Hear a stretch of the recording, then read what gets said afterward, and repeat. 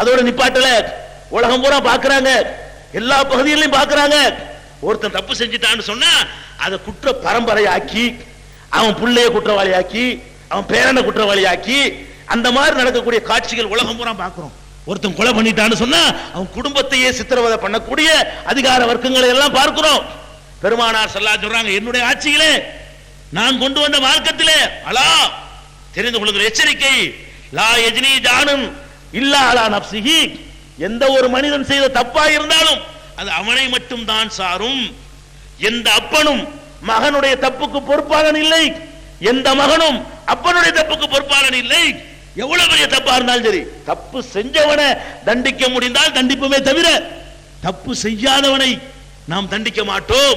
நம்முடைய ஆட்சியில அதுக்கு இடமில்லை என்று பெருமானார் ஸல்லல்லாஹு அலைஹி வஸல்லம் அவர்கள் ரொம்ப தெளிவாக சொல்லுகிறார்கள். வலா யஜ்னி வாலிதுன் அலா வலதிஹி வலா வலதுன் அலா வாலிதிஹி, எந்த ஒரு தகப்பனும் மகனுக்காக குற்றவாளியாக மாட்டான், எந்த ஒரு மகனும் தகப்பன் செய்த தப்புக்காக குற்றவாளியாக மாட்டான். அவனவன் செய்த தப்புக்குத்தான் நம்முடைய ஆட்சியிலே அவன் பொறுப்பாளியாக இருப்பான். இதையும் நான் தெளிவாக பிரகடனம் செய்கிறேன் என்று பெருமானார் ஸல்லல்லாஹு அலைஹி வஸல்லம் இதை வேற சொல்றாங்க.